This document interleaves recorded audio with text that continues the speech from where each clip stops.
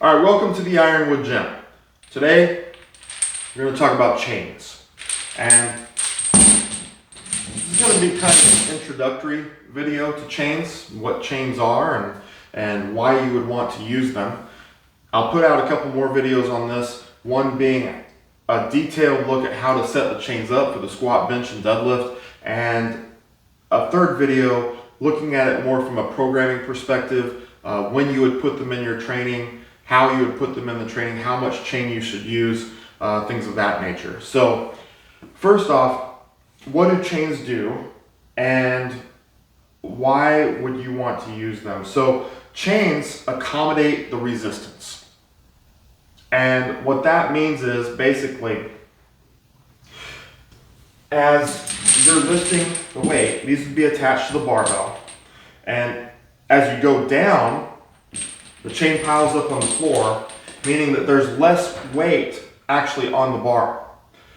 And then as you stand back up in a squat, or as you press the bar off your chest in a bench press, the chains are coming off the floor, meaning that there's more weight on the bar. Okay? So that is the basic premise of how chains work. They're going to deload as you go down, meaning that there's less weight on the bar, and then they're going to reload, adding weight to the bar as you stand up or as you press the bar in a bench press. So why is that, or what are we actually looking at? Why would that be important for you as a lifter or as an athlete? So there's three different types of strength curves. And strength curves basically look at a range of motion in a bench press or a squat, and they say, are you stronger in the bottom of the lift or at the start of the lift, or are you weaker at the start of the lift? Where is your strength displayed the best throughout the range of motion? So if you can picture your basic graph with an x-axis and a y-axis that you learned in some of your math classes, as you go along the x-axis, that's your range of motion.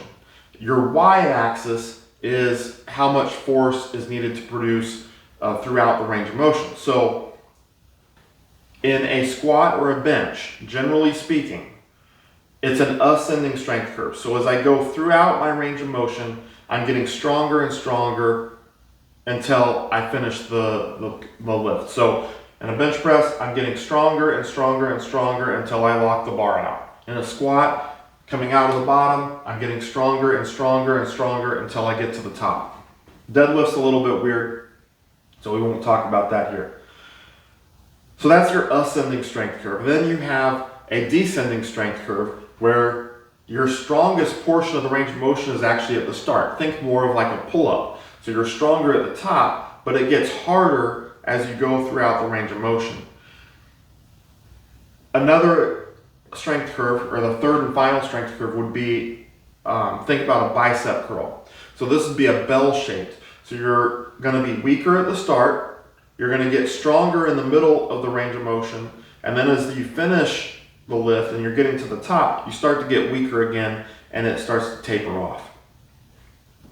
So those are your three different strength curves. Well, the squat and the bench fit perfectly with as an ascending strength curve, and they get stronger throughout the range of motion. That's where chains fit in, okay? Because now by adding chains, where I'm stronger, it's adding more weight, but where I'm weaker, it doesn't have as much weight on the bar.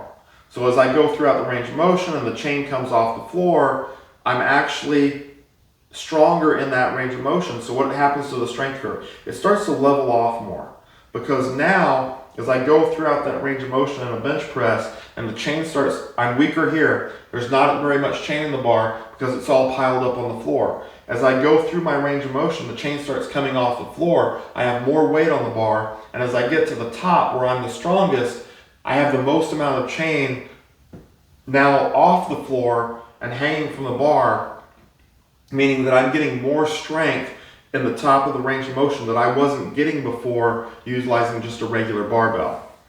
Now, there's a lot of critics on chains that say that the only people that get anything out of them is powerlifters who use gear. They use squat suits, they use knee wraps, they use a bench press shirt and the bench press.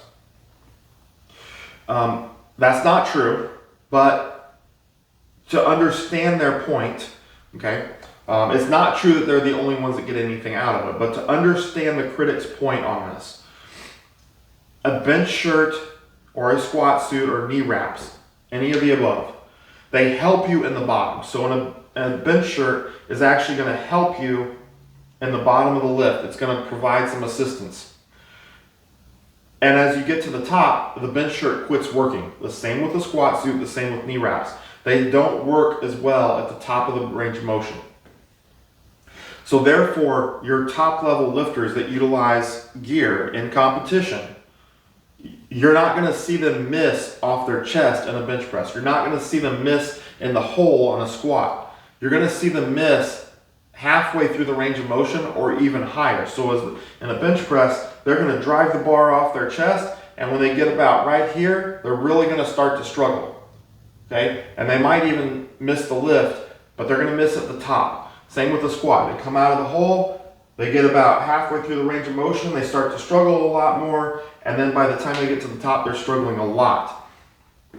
So the idea here is that the chains will help them develop strength in the top of the range of motion, the top of the bench press, or the top of the squat.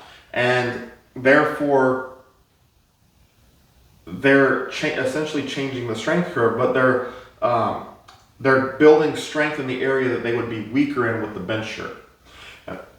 And then they leave it at that. But that is a reason to use chains. It is not the only reason to use chains. So let's look at why coaches would use chains with athletes, or why a power lifter who is a raw lifter or just an average gym goer that wants to add chains to their training to help them get a little bit stronger, why they would want to use chains that doesn't, if they're not going to use powerlifting gear, such as a squat suit, a bench press shirt, or knee wraps. So one reason is, I've heard of coaches doing this, I've never done this myself, and I don't think I've ever worked with a coach that's done it, that they will attach the chains to the bar, whether they do it in a straight line or whether they do it with a strap or a support chain. But they don't let the chains touch the floor. So then when the person walks the bar out on a squat or they take the bar out on the bench, the chains start to sway. And as they go through their range of motion on the squat, the chains are moving. What that does, now a squat is going to start doing this to you. And a bench press, you're going to start kind of doing this as you're benching. Certainly you could use them that way. That's not the main purpose that I would ever use chains for. In fact, I'm not really a stability training guy. I think there's better ways to train stability than adding in a lot of extra movement.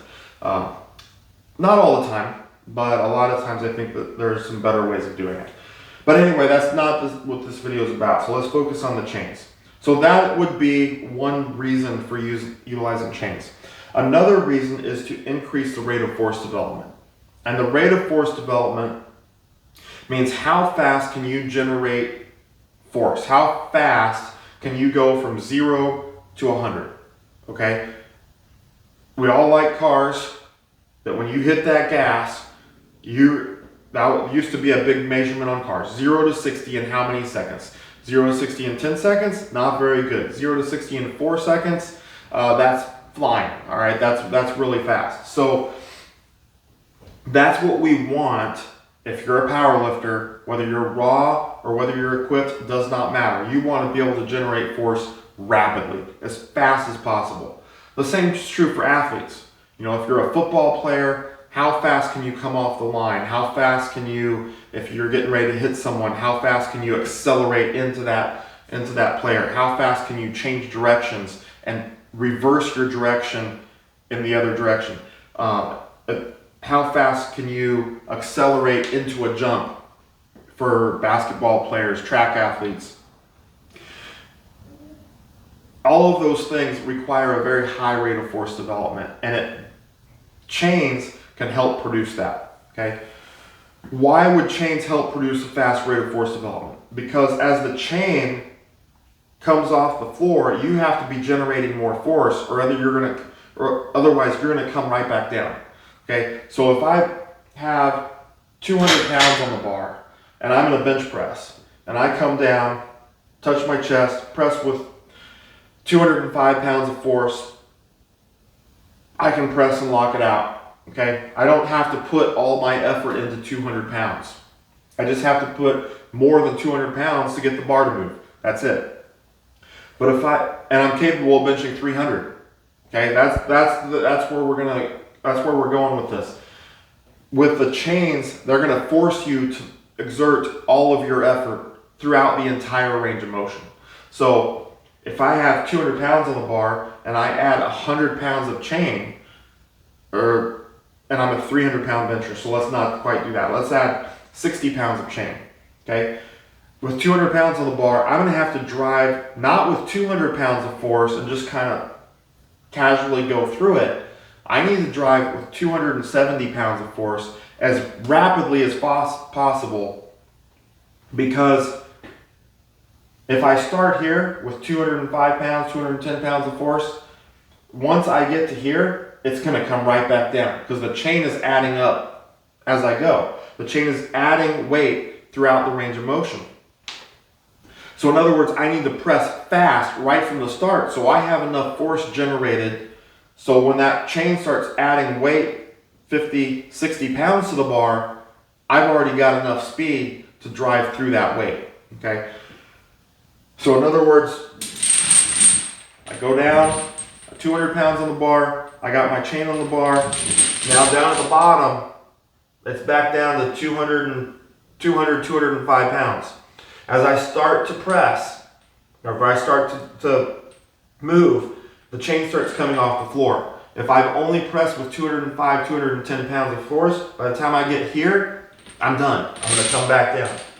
As if I press with 270 pounds of force, I'm going to drive right through that chain and lock it out at the top.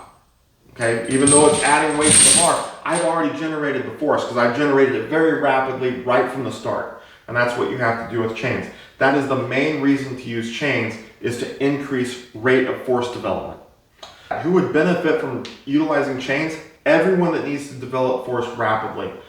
And for athletes, it should be a no-brainer. I need to develop force rapidly every time I accelerate, every time I jump, every time I need to change directions. If I'm in a plant, I have to develop force very rapidly, coming back in the opposite direction. So, chains, very beneficial for teaching the body how to generate force fast. For a power lifter, even a raw lifter, chains, okay? If you're gonna take a maximal lift in powerlifting, you don't do it slow. To quote Fred Hatfield, I believe it was Fred Hatfield, you can't lift maximal weights slow. All right, you have to lift them fast. What you see is slow because the maximal weight is going to be like this all the way throughout the range of motion. But if you try to just do it slow, it's going to come right back down. You have to generate as much force as possible, as quickly as possible. Chains essentially train you to do that. Okay? If I'm going to go for a 300-pound bench press, I need to generate 300 pounds of force and be able to drive with that all the way through the range of motion, or more than 300 pounds of force. With the chains, they're teaching me to generate that force very rapidly. Okay, even with lighter weights on the bar, they teach me to develop force rapidly, because you can't be nonchalant with the weight when there's chains piling up or coming off the ground and adding weight to the bar. It's going to force you to develop force quickly. So those are your reasons to use chains. That's who should be utilizing chains. They can be a very powerful training tool if you utilize them correctly. So stay tuned for some of my videos that are going to be coming out as far as how to set chains up properly. You do need to do that in order to get the most out of them. And another video on a programming video discussing when you should put them in your training, how you should utilize them, and how much chain you should be using. So stay tuned for those, but until next time, always be in the pursuit of strength.